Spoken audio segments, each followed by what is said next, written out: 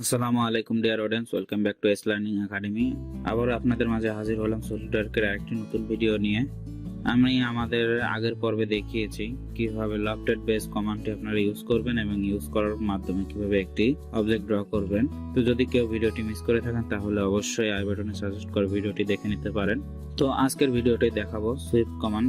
Sweep কমান্ডের মাধ্যমে কিভাবে আপনারা খুব সহজে একটি পাইপ ড্র করতে পারেন। তো চলুন কথা না বাড়িয়ে আমাদের মূল পর্বে চলে যাই। মূল পর্বে যাওয়ার আগে যে কথাটি না বললেই নয় সেটি হলো, যারা এখন আমাদের চ্যানেলটি সাবস্ক্রাইব করেন তারা অবশ্যই আমাদের চ্যানেলটি সাবস্ক্রাইব করবেন, আর যারা ইতিমধ্যে সাবস্ক্রাইব করেছেন তাদেরকে অসংখ্য ধন্যবাদ। আর সাবস্ক্রাইব করার পর অবশ্যই পাশে থাকা বেল আইকনটি বাজিয়ে দিবেন নতুন আপডেটের জন্য। তো কথা না বাড়িয়ে চলে আসলাম আমাদের মূল পর্বে। তো মূল পর্বে আসার পর আমাদেরকে একটি অবজেক্ট বা স্কেচ ড্র করার আগে অবশ্যই আমাদেরকে একটি প্ল্যান সিলেক্ট করে নিতে হবে। তো সেক্ষেত্রে আমরা পাইপটি ড্র করার ক্ষেত্রে পাইপের দুটি প্ল্যান থাকে, একটি হলো টপ প্ল্যান, একটি ফ্রন্ট প্ল্যান আমরা ধরে নিচ্ছি। তো প্রথমে আমরা টপ প্ল্যান সিলেক্ট করে আমরা একটি সার্কেল ড্র করব, অর্থাৎ পাইপটির রেডিয়াস কত। তো সাপোজ আমরা পাইপটির রেডিয়াস হিসেবে 2 নিচ্ছি। তো রেডিয়াস আমরা 2 দিয়ে এন্টার দিচ্ছি। তো আমরা পাইপের রেডিয়াস 2 হিসেবে নিলাম। এরপর আমাদেরকে ডাইমেনশন অবশ্যই ক্লোজ করতে হবে। ডাইমেনশন ক্লোজ করার পর যেহেতু আমরা টপ প্ল্যানে ছিলাম, আমাদেরকে নতুন একটি প্ল্যানে যাওয়ার জন্য অবশ্যই আমাদেরকে এক্সিট স্কেচ ক্লিক করে নিতে হবে। অর্থাৎ স্কেচটি যদি আমরা ক্লোজ না করি তাহলে আমাদের নতুন একটি প্ল্যান নিতে পারবো না। তো আবারও বলছি, যদি নতুন একটা প্ল্যান আমরা নিতে চাই অবশ্যই আমাদেরকে স্কেচটি ক্লোজ করে নিতে হবে। স্কেচটি নতুন একটি প্ল্যান নেওয়ার জন্য ফিউচারে ক্লিক করে আমাদের রেফারেন্স জিওমেট্রি থেকে প্ল্যান সিলেক্ট করে দিতে হবে। প্ল্যান সিলেক্ট করার পর আমাদের এরকম একটি ইন্টারফেসটি আসবে। এই ইন্টারফেসটি থেকে আমরা ফ্রন্ট প্ল্যান সিলেক্ট করে দিয়ে অবশ্যই আমাদেরকে প্ল্যানের ডিসটেন্স 0 করে দিতে হবে। দেন আমরা যেহেতু একটি প্ল্যান নিব সেক্ষেত্রে আমরা একটি 1 প্ল্যান দিয়ে আমাদের প্ল্যানটি ওকে করে দিচ্ছি। এখন কন্ট্রোল 7 এর মাধ্যমে যদি আমরা দেখতে চাই তাহলে দেখতে পাবো একটি প্ল্যান আমাদের সিলেক্ট হয়ে আছে।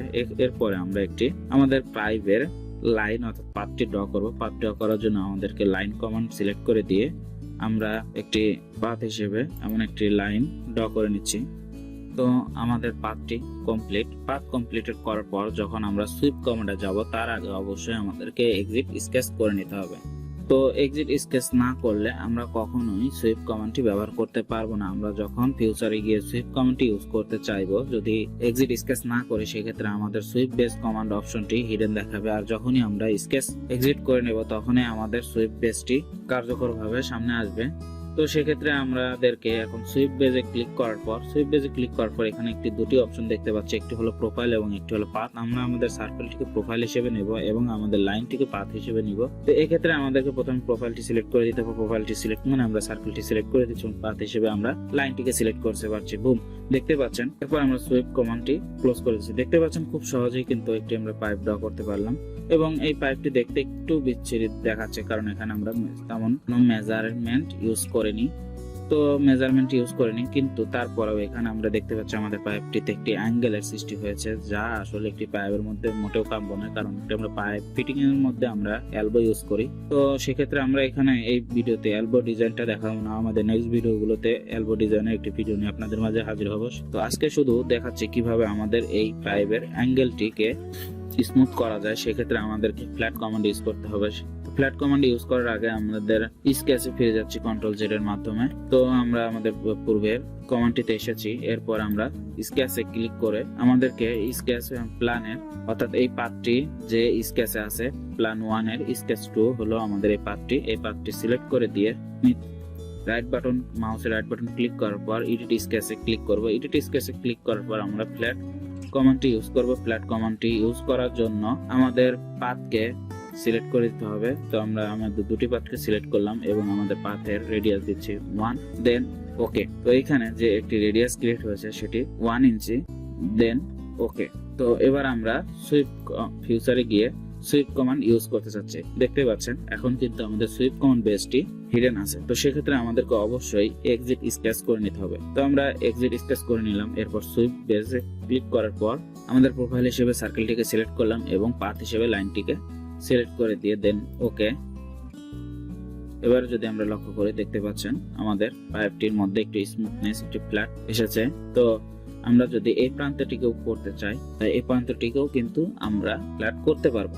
সেক্ষেত্রে আমাদের কি করতে হবে, তো আমাদের এই পাতটি স্মুথ করার জন্য আমরা আমাদের পূর্ব অবস্থায় ফিরে আসলাম এবং আমাদের স্কেচ 2 তে ক্লিক করছি এবং ফ্ল্যাট কমান্ডটি ইউজ করছি। ইউজ করে এগেইন আমাদের দুটি লাইনকে সিলেক্ট করে দিচ্ছি। তো আমি এই পাইপের রেডিয়াস আমি এখানে দিতে যাচ্ছি 1.5 রেডিয়াস। দেন ফ্ল্যাট স্কেচ ক্লোজ।